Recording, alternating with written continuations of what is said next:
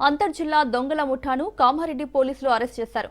నర్సన్నపల్లి కమాన్ వద్ద అనుమానాస్పదంగా తిరుగుతున్న నలుగురిని పట్టుకుని విచారించారు. వారు పాత నేరస్తులుగా తేలింది.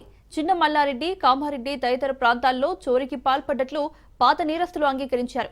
నిందితుల నుంచి కారు, 3 బైకులు, ఇనుప రాడ్లు, సుత్తి, స్క్రూ డ్రైవర్ స్వాధీనం చేసుకున్నారు.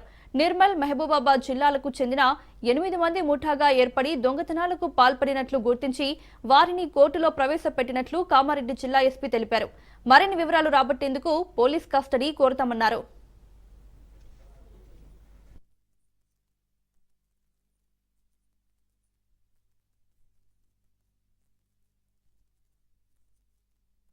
దొంగతనాన్ని కూడా చేస్తున్నట్టుగా అండ్ గతంలో కూడా వీళ్ళకి కొన్ని దొంగతనాల్లో వీళ్ళకి జైలు శిక్ష కూడా పడింది.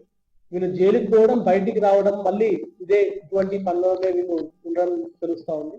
సో వీళ్ళ పైన కూడా నెక్స్ట్ ఫర్దర్ గా షీట్స్ ఓపెన్ చేయాలా, పీడీ యాక్ట్ ఓపెన్ చేయాలని దాని మీద కూడా ఆలోచిస్తా ఉన్నాము.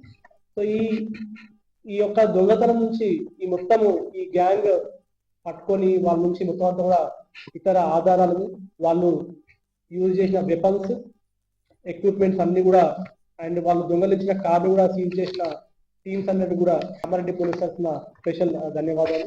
అండ్ పబ్లిక్ కి కూడా మేము రిక్వెస్ట్ చేస్తా ఉన్నాం, ఈ దొంగ దొరకడానికి మెయిన్ కారణం CC camera footages. So afford చేసుకునే ప్రతి ఒక్కరు కూడా వాళ్ళ ఇళ్లలో కానీ, వాళ్ళ షాపుల్లో కానీ, వాళ్ళ ఎస్టాబ్లిష్మెంట్ దగ్గర కానీ సీసీ కెమెరాలు పెట్టుకుంటే అది మనకి హెల్ప్ అవుతుంది. ఈ విషయంలో మనకి ప్రజలందరూ కూడా, కామారెడ్డి పబ్లిక్ అందరూ కూడా సహకరించాలి.